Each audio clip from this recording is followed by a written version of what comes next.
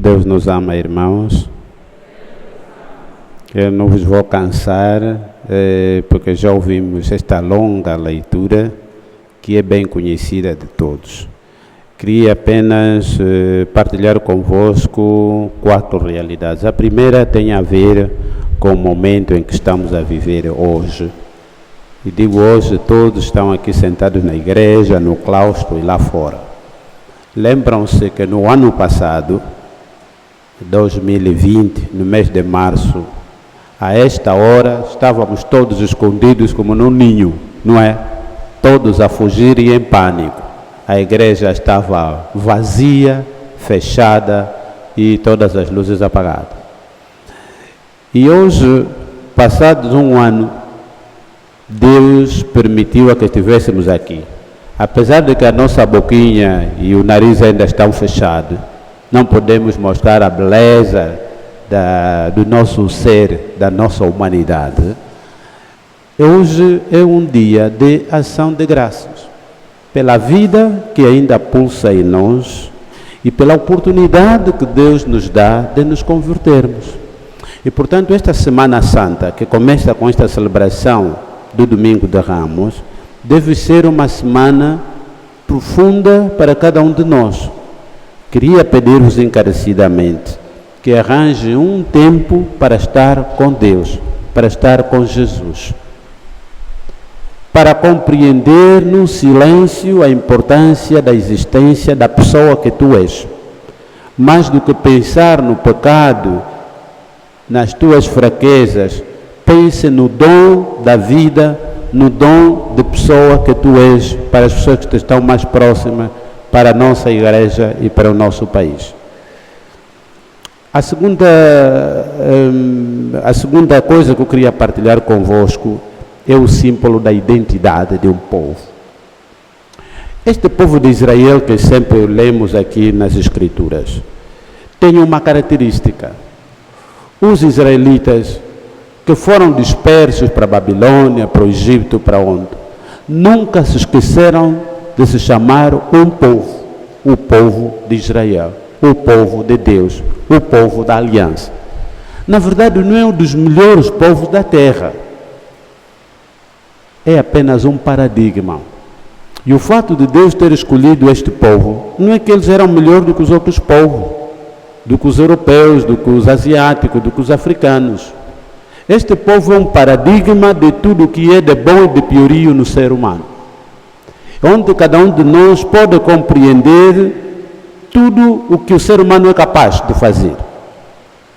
O amor e o ódio, está aí tudo conjugado. Quem lê a Sagrada Escritura vai entender isso.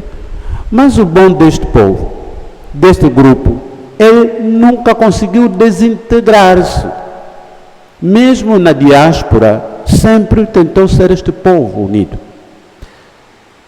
E alguém, um sábio, comparou este povo como um remador na chata aí na Barra do Kwanza ou no mar, e que está a remar de costas giradas para o objetivo, para o ponto de chegada, mas ele está sempre a olhar em terra, daí onde ele partiu.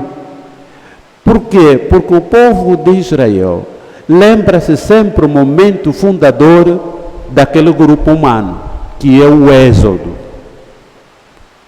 E eles contam isso, Levítico 30, é claro nisso, vão contar isso de geração em geração. Lembra-te o que os nossos pais nos disseram, o que os nossos pais passaram, e Deus interveio e libertou-nos da escravidão do Egito. Esta identidade do povo de Israel deve marcar o povo cristão nos nossos dias. Nós, os católicos em Angola, estamos neste ano de 2021 a celebrar 530 anos da evangelização deste povo. Em 1991, celebramos aqui na antiga Assembleia Nacional os 500 anos de evangelização. Já passaram 30 anos. E quem vê a configuração cristã de Angola hoje já merecia um estudo profundo da maneira como nós levamos o cristianismo, o catolicismo na nossa terra. Até lá em 92 nós não tínhamos essa panóplia toda de cristãos e de igrejas de A, de B, C que nos cercam. Será que a nossa identidade como povo de Deus, como católico, essa identidade está viva, está forte entre nós? A partir de nós, os sacerdotes e por aí fora, era um momento de reflexão. 530 anos é tempo, depois de 30 anos daquela celebração, já era tempo para sentarmos e começarmos. Do ponto de vista da liturgia, da pastoral, daquilo que são os sacramentos, da nossa fé em Deus, progredimos ou regredimos? E eu, no meu tempo de menino na catequese, não era batizado sem saber todo o catecismo. A nossa prática, como viemos aqui na igreja, como nos ajoelhamos diante do Santíssimo, muitos cristãos já nem sabem fazer pelo sinal da Santa Cruz, não é? Ensinavam-nos pelo sinal da Santa Cruz. Você pergunta, mas já não sabem isso. Ajoelhar na igreja está a cambalear, não sabe onde é que ajoelha, onde é que não é que. Então, nós temos que refletir para passar a esta nova geração a identidade católica de que nós somos. E hoje, ao celebrar o Domingo de Ramos, não o façamos como no Teatro Elinga ou no Teatro Aonde, na Avenida. Isto que acabamos de ler aqui não é um teatro. O que acabamos de ler aqui é recordar os elementos fundadores da nossa salvação. O terceiro elemento que eu queria partilhar convosco é este sinal aqui, a cruz. Na verdade, a cruz não foi Jesus que a inventou, ele já encontrou. O grande orador Cícero, da Roma antiga, do primeiro século antes de Jesus, dizia que este instrumento era tão vergonhoso em que um cidadão romano nem devia pensar morte assim na cruz, nem ouvir e nem ver. É uma coisa nojenta que não valia a pena. Então a cruz era quê? Era o sinal para bandidos, assassinos, aqueles que em Luanda chamam altamente perigosos. Esses é que eram crucificados daquela maneira. Quer dizer, o problema não era só a morte, era a vergonha e era a humilhação total. E portanto, nesta cruz, há aí alguns sinais de que vale a pena refletir. A trama sobre a morte do Senhor Jesus não veio só de um grupo, veio dos 4 pontos cardeais do mundo.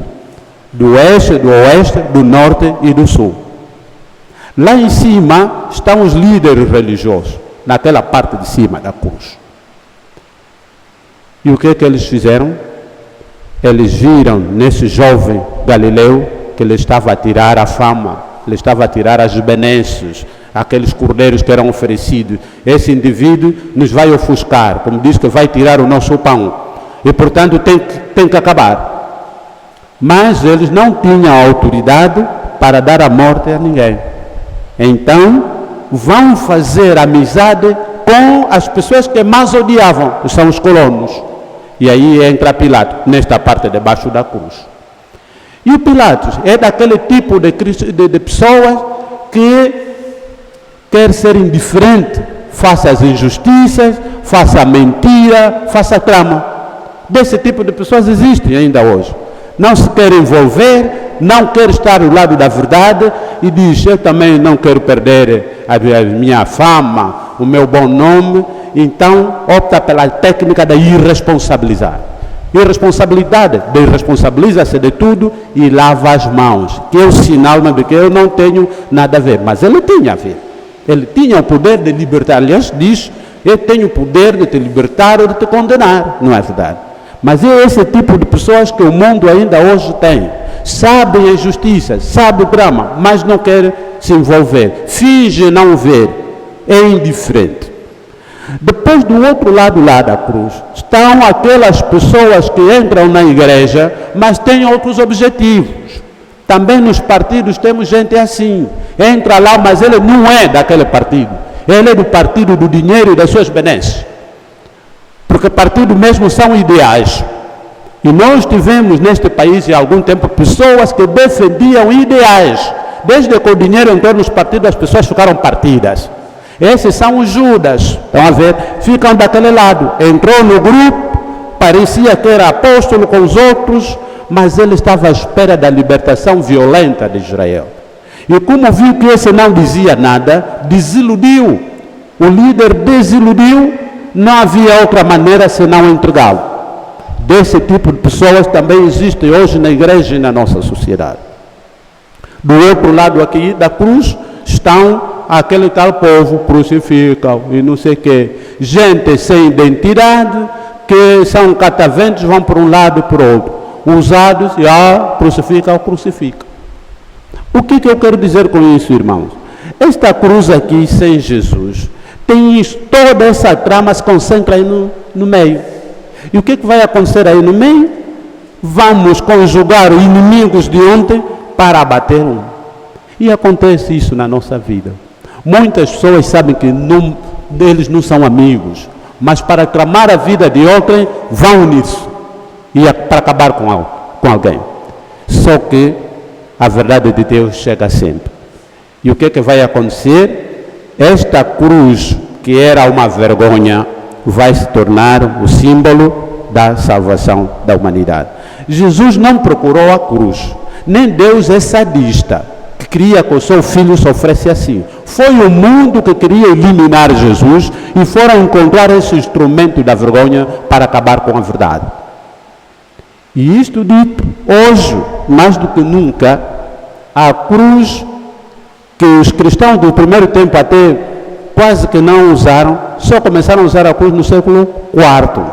Antes disso, não usavam a cruz. O símbolo do cristianismo era a âncora, era o peixe, o pescador, o pastor. Não era a cruz, porque a cruz era sinal de vergonha. Era a humilhação total. Então, os primeiros tempos não. Até aí a Santa Helena, quando vamos chegar no século IV, então os cristãos descobrem a importância da cruz, começaram a fazer cruzes com metais preciosos, com pérolas, por aí fora. E hoje a cruz expandiu-se pelo mundo e era o sinal. Nós, quando fomos batizados, quando recebíamos a primeira comunhão, os meninos, todos tinham que ter o cordão e a cruz. Hoje este sinal, 30 anos depois, parece que está a desaparecer, até na nossa igreja. Se vocês repararem, os irmãos estão na igreja, olhem só ao lado de cada um, sobretudo as mamães. Quando aqueles, como é que chamam? Aquele cordão que vocês compram de ouro e tudo, Jesus está lá. São poucos que levam Jesus, talvez as madres ainda e tal, mas veem só quando saírem da missa, olhem as pessoas que têm um cordão aqui, se Jesus está ainda lá. Portanto, temos que começar a refletir sobre isso.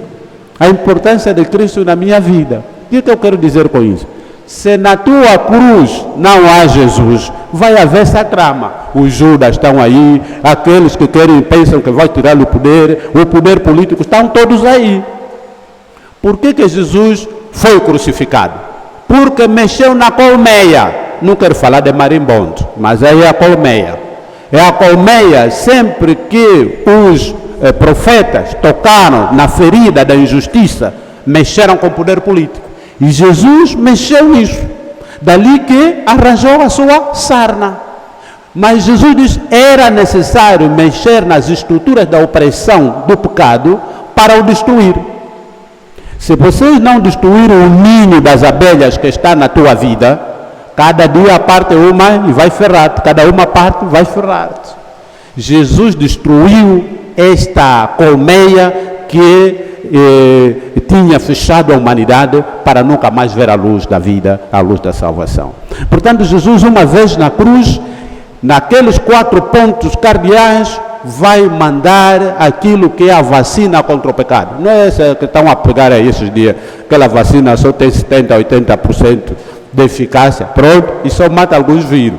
Esta aqui, Jesus é aquela vacina que mata tudo o que é pecado. A partir dali, quem tem Jesus na sua vida, Cristo no comando, não há nada que resista. Os homens que tentaram desdenhá-lo, que tentaram levar uma cruz sem Jesus, acabaram mal. E a história está ali, a história é bem clara nisso. Portanto, irmãos, aqui há uma certeza para nós os cristãos, que na nossa cruz tem que estar lá Jesus. Sem Jesus a cruz não tem sentido. Ele santificou o instrumento do pecado, o instrumento da vergonha, o instrumento do castigo para ser a árvore da vida para sempre. E como é que vemos o Evangelho? São Marcos é o único que narra um Evangelho onde Jesus praticamente não diz nada. Disse algumas palavras para preparar a festa da Páscoa, mas a partir do momento que o apanha, Jesus não diz praticamente nada. Está em silêncio. Não é nada o provérbio que diz que quem cala consente. Aqui não é este o caso. Jesus já falou o que tinha que dizer. Gritou contra a injustiça nesse mundo. Gritou contra a hipocrisia. Gritou contra a doença. Gritou contra o sofrimento. Salvou N pessoas. Este momento era do grito. No momento da trama não vale a pena. Já está decidido que queriam acabar com ele. E ele tem um silêncio de ouro. Um silêncio assustador, em que até aqueles que não dizes nada. Então, irmão, aprenda. Há momentos na vida que é preciso calar. Há momentos na vida de calúnia que tu estás a sofrer injustamente. Às vezes é preciso calar. A verdade é filha do tempo e não da autoridade. E esse país, eu sempre avisei, a verdade é filha do tempo. E esse é um grande dito. Verdade é filha do tempo e não da autoridade. Mais dia, menos dia, a verdade aparece. Como óleo por cima daquela panela que vocês preparam na hora do almoço. Aparece. E Jesus é esta verdade. Portanto, não precisa defender-se. Não falas nada. Silêncio. E silêncio total. Última nota tem a ver com aqueles que estavam com ele. Quando chamou os apóstolos, eles abandonaram tudo e seguiram Jesus. Quando Jesus está preso, eles abandonaram Jesus e fugiram todos. Já notaram nisso, não é? Todos. Não ficou um. Dizem que havia um jovem que só tinha um lençol. E puxaram-lhe o lençol e ele fugiu nu. Sabes quem é esse? É o que escreveu esse evangelho. É Marcos. É ele mesmo. Vê a humildade com que ele se apresenta. Esse jovem que fugiu nu é esse. Evangelho segundo São Marcos. É o Marcos. O Marcos fugiu também nu. E Pedro jura mesmo. Eu não te conheço. Todo mundo é assim. Na hora da verdade, desaparece. Nós tivemos muitos cotas aqui. Que era pai de família. Lutou na vida. Pronto. Toda a família é preguiçosa. Não faz nada. Doença. Vão no tio fulano. Porque é ministro, porque não sei o que. É não sei o que, estudo, propina e tudo. Vão no tio fulano. Família já não faz nada. É tudo com ele. Hoje caiu na desgraça, na malha da justiça, todo mundo fugiu. Conhece essas histórias, não é verdade? Já não estão lá. Onde é que está o irmão dele, mais velho, que vinha buscar o dinheiro? Não existe. Onde é que está o primo fulano? Não existe. Onde é que o fulano que tinha o caminhão? Todo mundo desapareceu. A trama do mundo é aí. Este livro nos ensina a vida. Olha, é um espelho onde cada um pode ver muito bem o tipo de pessoa, o tipo de existência que estamos a levar neste mundo. Portanto, esta cruz não é tanto um sinal, não estamos a adorar o sofrimento. Não adoro mania, está aqui. A cruz é um sinal de reverência para dizer, eis a minha escolha. E a minha decisão vai para esse lado. Eu sou do partido do Senhor. E o Senhor não tem o partido, Ele próprio é o restaurador da nossa humanidade. Então estejamos atentos com as cruzes que estão aí no nosso caminhar. São várias. Cada um tem a sua cruz. Ou é um filho que é drogado, ou é o marido que é infiel, que anda a arranjar outras mulheres, outros filhos. Ou é a mulher rabugenta que só arranja o trama, isso aqui. Ou a doença. Você tem a tua cruz. Eu também estou a falar que tenho a minha cruz. Todos temos cruz ou não temos? Temos. O problema é ver se Jesus está na tua cruz. Se ele não estiver lá, essa cruz vai pesar muito. Pronto, eu vou já parar simplesmente para dizer-vos o seguinte. Esta semana é a última.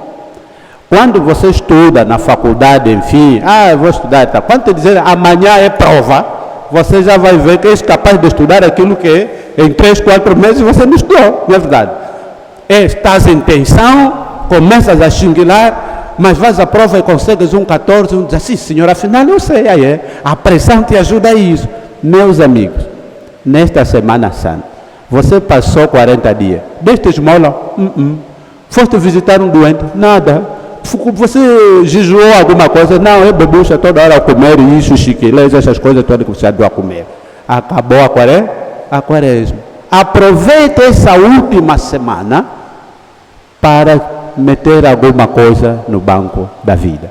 Então arranje tempo para estar com o Senhor, arranje tempo para orar, arranje tempo para louvar, arranje tempo para agradecer o dom da vida que está em ti, o tipo de pessoa que você é, e mude as atitudes de Judas, de Pilato, dos sumos sacerdotes ou dos crucificados, que são os banais. Nem a atitude de José de Arimateia, aquele último que lemos aqui, que é um medroso cristão da igreja de Laodiceia, nem quente nem morno, vai às escondidas, que eu sou de Jesus, depois foge. Só quando ele já não está, então mostra verdadeiramente e tal.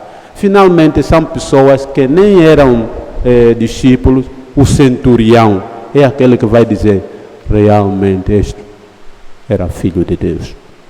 Tu reconheces que aquele filho de Deus está em ti. Deus te deu esta graça, esta fé, que bate bem fundo em ti. Então não sejamos uma igreja do rito, do teatro, mas uma igreja viva, que corresponde a todas as nossas expectativas, neste hoje de Angola, com os problemas que enfrentamos. Nós, enquanto católicos, temos também uma herança, uma identidade que é importante que não a percamos, sobretudo nos momentos difíceis. Muitos fugiram, nós não queremos deixar o Senhor sozinho. Passemos com Ele esta semana para que Ele nos ensine o que devemos ser daqui para frente. E dar graças a Deus pelo dom da vida que temos e por essa oportunidade, que este país, todo mundo já pensava que estaríamos todos mortos e havia aqui corona, não sei o quê. Muitos dão graça, foram as nossas medidas do Estado angolano que conseguimos travar a pandemia. Também, mas não é tudo. Se Deus não estivesse aqui, não sei o que seria de nós. Pergunte a África do Sul, pergunte a Moçambique. Muitas vezes nós somos grandes gabarolas, somos grandes país, Se o Senhor não estiver conosco, vamos colher abrolhos. Temos que ter muita fé, que esse é um país de cristãos. E houve oração, porque senão, hoje, é só ver que tipo de máscara que estão aí nas nossas festas, nas nossas praças. Se Deus não estivesse aqui, não é só nossa estratégia e nosso saber fazer que salva este país. Vamos dar graças a Deus por nos ter protegido e continuemos a proteger-nos, porque nós ainda somos sinal da presença de Deus em África, este país desde o Congo para onde 530 anos depois nós somos descendentes deste cristianismo puro, deste cristianismo que não nos manda vender a arca e irmos em fogueira para matar não sei o quê. Somos um cristianismo santo, simples, profundo e portanto temos de nos converter a cada dia que passa. Assim seja.